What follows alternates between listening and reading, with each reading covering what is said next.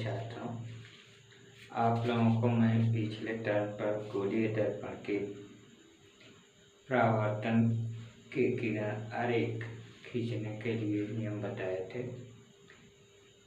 जिससे जो है आप किसी वस्तु के जो है प्रतिबिंब खींच सकते हैं। जिनके प्रमुख नियम 3 थे।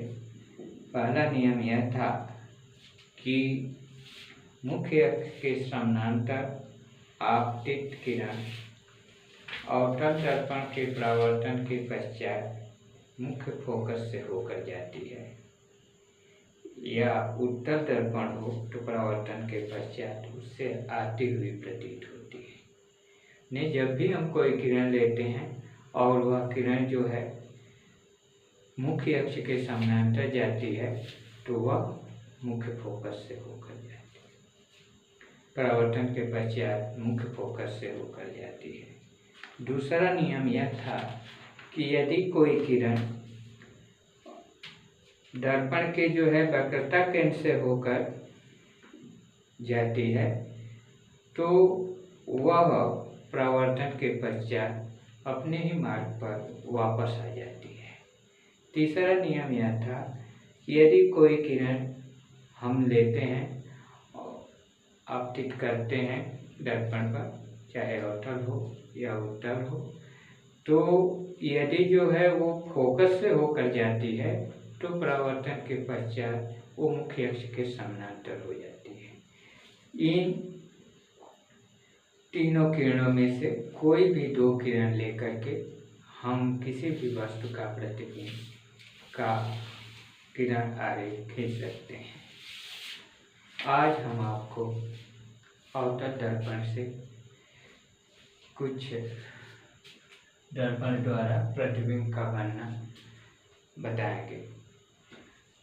अवतल दर्पण से के सम्मुख वस्तु के विभिन्न दूरियों पर स्थिति के लिए प्रतिबिंब की स्थितियों को किरण आरेख द्वारा ज्ञात किया जा सकता है। इन आरेखों से प्रतिबिंब के निम्नलिखित लक्षण ज्ञात होते हैं। जब हम अवतल दर्पण द्वारा प्रतिबिंब बनाते हैं तो उनसे हमें जो निम्नलिखित लक्षण प्राप्त होते हैं वह होता है प्रतिबिंब की स्थिति। पहली स्थिति जो है प्रतिबिंब की स्थिति से तात्पर्य यह है कि प्रतिबिंब कहाँ स्थित है, मानिए वो प्रतिबिंब कहाँ पर बन रहा है। तो उसमें हम ये चीज़ बताते हैं कि वो फोकस पर बन रहा है या फोकस वक्रता केंद्र के बीच में बन रहा है, या जो माने कि उसमें जो है प्रतिबिंब की स्थिति से तात्पर्य है प्रतिबिंब किस स्थान पर बन रहा है। दूसरी लक्षण है प्रतिबिंब की प्रकृति। प्रतिबिंब की प्रकृति से तात्पर्य है कि जो है वह वस्तु का प्रतिबिंब वास्तविक बन रहा है कि आभासी बन रहा है। ये भी मैंने बताया था कि वास्तविक का तात्पर्य होता है कि जो है वह प्रतिबिंब दर्पण के आगे बन रहा है तो हम कहते थे कि वास्तविक बन रहा है, या दर्पण उसके प्रतिबिंब को हम पर्दे पर ले सकते हैं तो हम कहते थे कि जो है वो वास्तविक बन रहा है, या दर्पण के पीछे बन रहा है तो वो आभासी है। अर्थात हम इस लक्षण में यही वो करते हैं कि हमारा प्रतिबिंब वास्तविक बन रहा है कि जो है आभासी बन रहा है। प्रतिबिंब की प्रकृति से यही तात्पर्य है। तीसरा लक्षण है प्रतिबिंब का विन्यास। प्रतिबिंब के विन्यास से तात्पर्य है कि प्रतिबिंब उल्टा बन रहा है कि सीधा बन रहा है। माने उल्टा और सीधा से क्या तात्पर्य है, माने जिधर वस्तु है मुख्य अक्ष के जिस तरफ वस्तु है यदि उसी तरफ बन रहा है तो वो सीधा प्रतिबिंब होगा।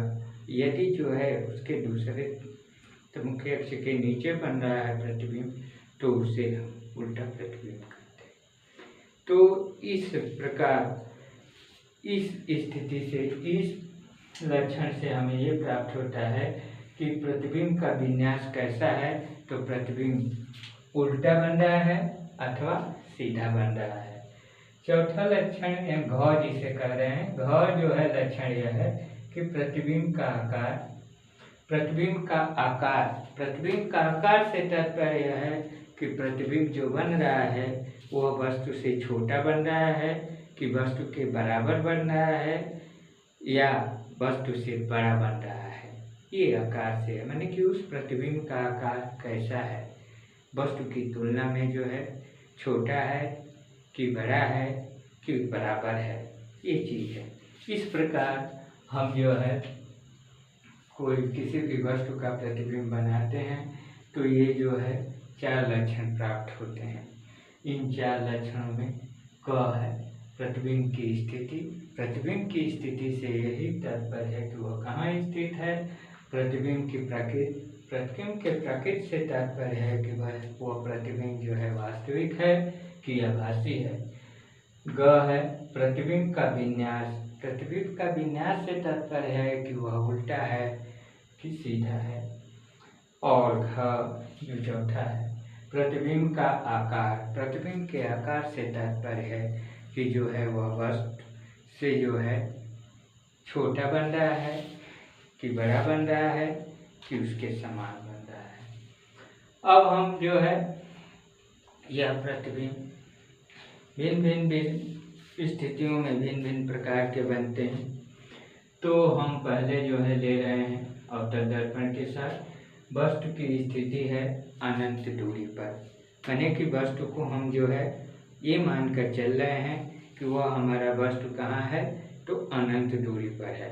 यदि अनंत दूरी पर हमारी वस्तु है तो अनंत दूरी से चलने वाली प्रकाश की किरणें परस्पर जो है समानांतर होती हैं। जब वहाँ से, क्योंकि अनंत दूरी को हम लोग डिनोट तो नहीं कर सकते, मान करके चलते हैं कि आने वाला प्रकाश अनंत से आ रहा है और वो जो है किरणें अनंत से जो किरणें चलने वाली हैं, जो अनंत दूरी से चलने वाली प्रकाश की किरणें परस्पर जो है समानांतर होती हैं।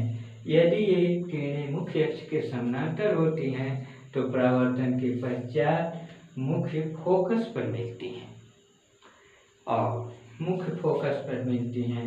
और यदि जो है मुख्य अक्ष के समानांतर नहीं होती हैं तो परावर्तन के पश्चात मुख्य फोकस तल पर मिलती हैं।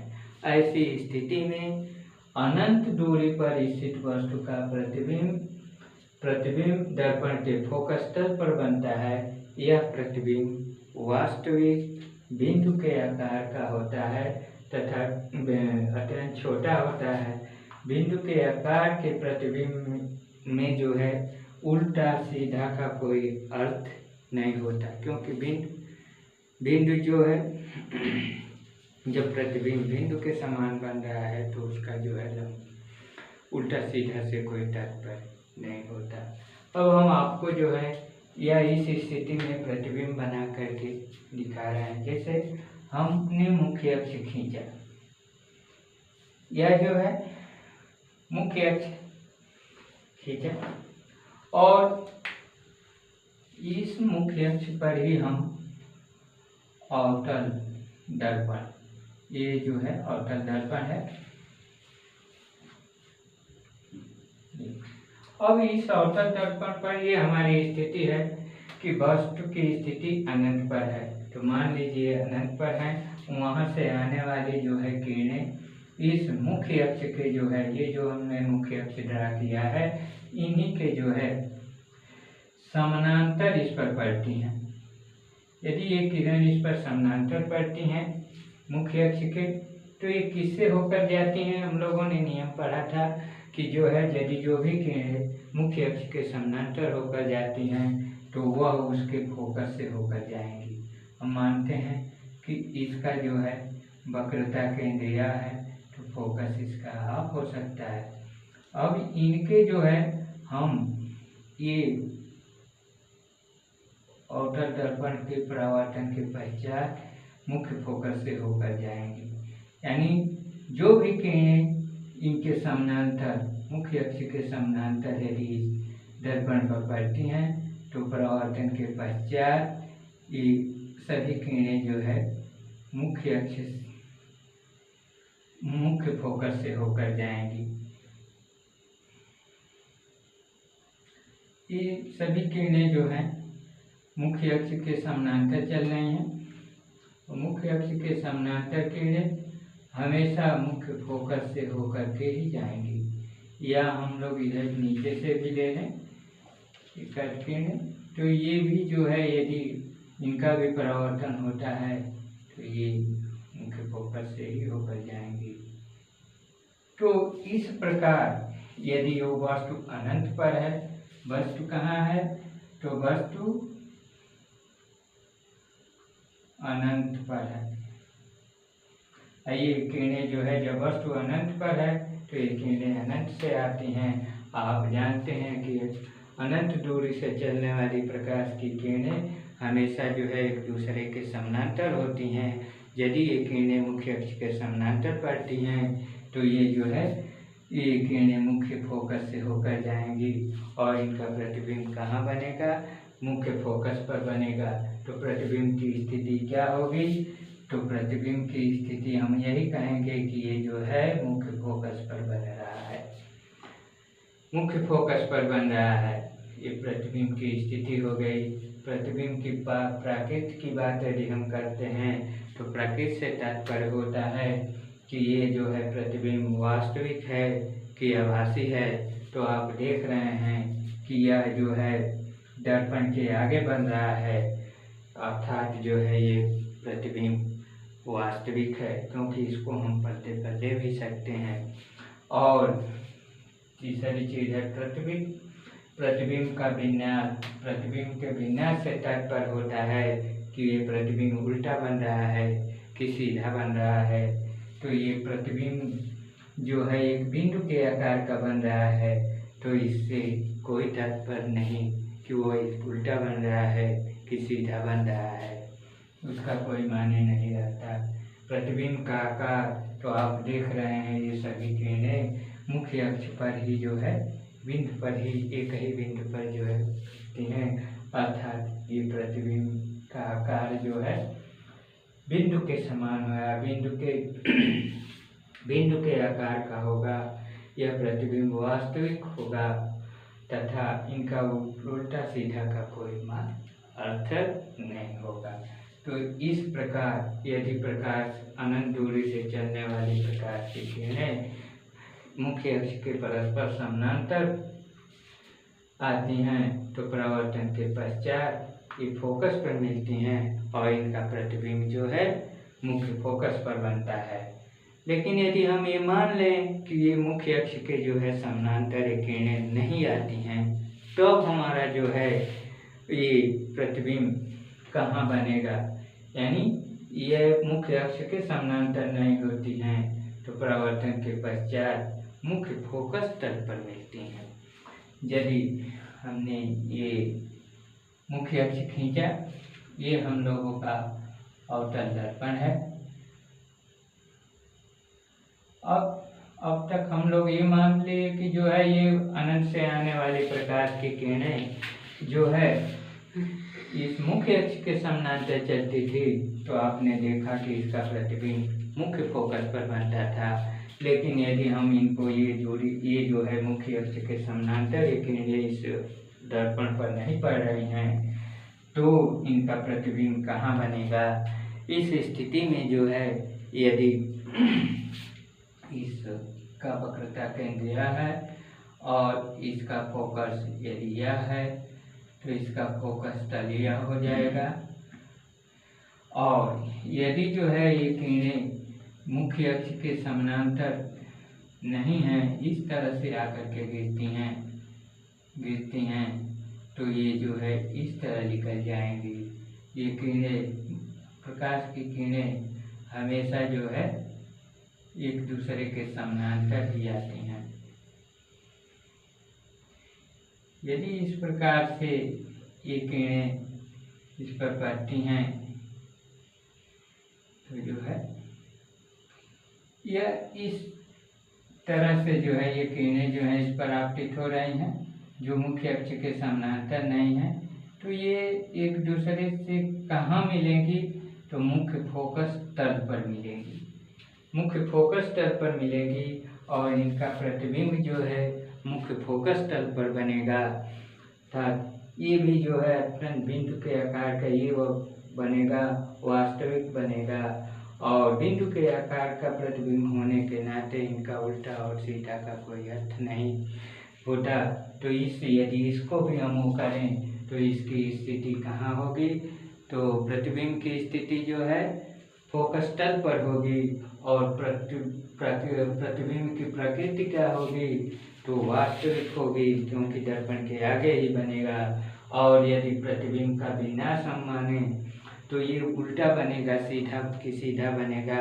तो जब ये प्रतिबिंब बिंदु के आकार का बनता है तो इस उल्टा और सीधे का कोई तात्पर्य नहीं होता। और जो है प्रतिबिंब का आकार यदि कहता है तो प्रतिबिंब बिंदु के आकार का बनेगा, प्रतिबिंब अत्यंत छोटा बनेगा। तो इस प्रकार हम वस्तु की स्थिति अनंत दूरी पर होने पर प्रतिबिंब कैसे और कहाँ बनेगा, हमने इस पर चर्चा की। मेरे प्रिय छात्रों, यदि आप लोगों को ये चीज़ पसंद आया हो तो इसे लाइक और सब्सक्राइब कीजिएगा। आपको इसके लिए धन्यवाद।